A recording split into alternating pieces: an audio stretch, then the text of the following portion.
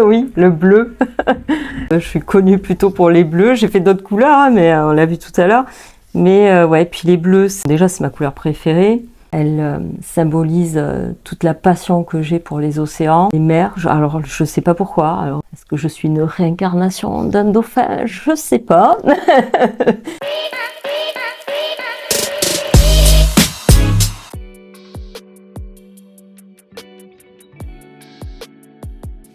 À transmettre une émotion. C'est comme ça que je le vois.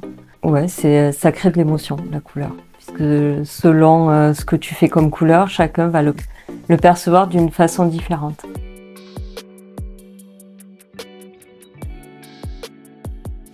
Laisser une trace par rapport à la vue, par rapport à ce que moi je vois. Puisque moi je vois le bleu d'une certaine façon, mais toi tu vas le voir d'une autre, un tel va le voir d'une autre. Enfin, chacun va percevoir la couleur d'une façon différente, donc c'est intéressant ça aussi. Les daltoniens, ils voient les couleurs complètement de façon différente. Chacun peut transmettre finalement sa couleur.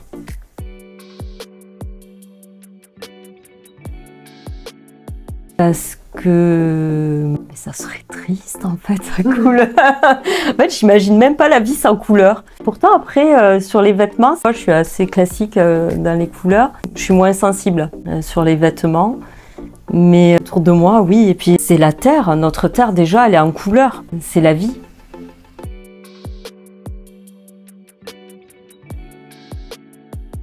Et ça m'arrive. Mais il y a toujours une touche de couleur pour rehausser. Mais je peux travailler sur du noir et blanc. Plus aussi sur le croquis. Mais j'ai repris la peinture, ma première huile était en noir et blanc. Et j'ai juste mis une touche de couleur rouge pour créer justement cette émotion. C'était tout l'amour de la peinture que j'avais enfoui au fond de moi, finalement, que j'ai balancé. C'était ça, symbolique. Mais en noir et blanc, on peut très bien, c'est tout l'avantage finalement de la peinture ou du dessin, c'est-à-dire qu'on arrive aussi à créer de l'émotion sur les mélanges.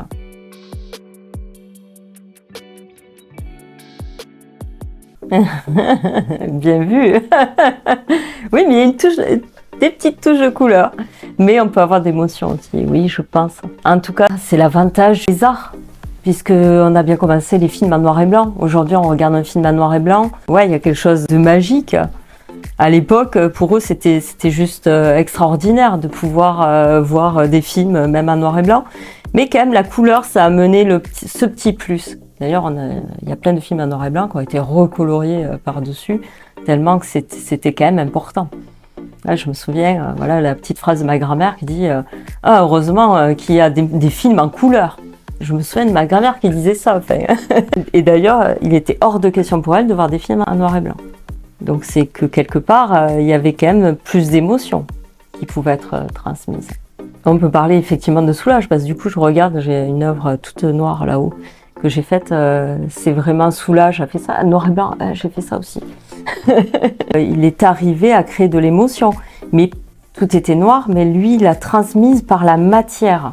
Les peintres, je pense qu'on arrive à le sentir. Ouais, c'est organique.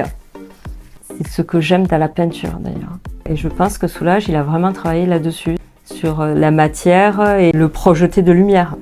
Et comme on est entouré quand même d'un monde quand même en couleur, voilà, c'est pas que du noir et blanc, donc il peut y avoir un projeté de lumière, des couleurs.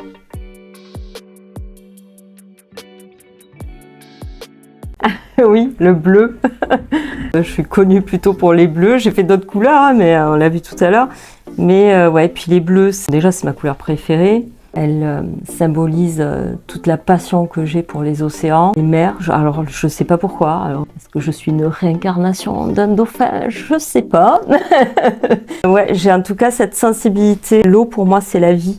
La mer et les océans représentent tout ça pour moi. C'est vraiment la vie. Sans ça, je sais pas ce qu'on serait quoi en fait. Et du coup pour moi c'est le bleu qui le symbolise le mieux. Et c'est une couleur qui m'apaise tout de suite. C'est on pose.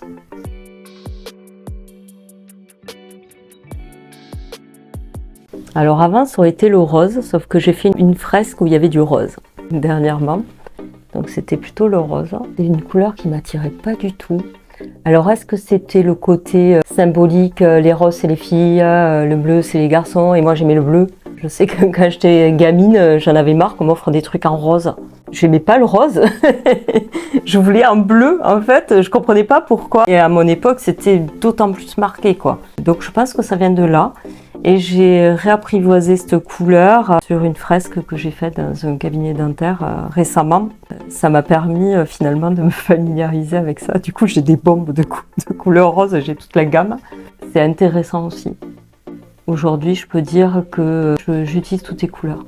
Puisque même quand il y a du bleu, dessous il y a souvent du jaune pour rehausser le bleu. Dans le vert, il y a du rouge. La série verte aussi, j'ai beaucoup appris. J'ai plus approfondi ma connaissance des couleurs. Parce que le vert, c'est la couleur la plus compliquée à faire. Je voulais vraiment travailler sur toute la gamme des verts. Donc en les mélangeant avec les rouges, avec les jaunes, avec les bleus, enfin voilà, tout, vraiment tout mélanger.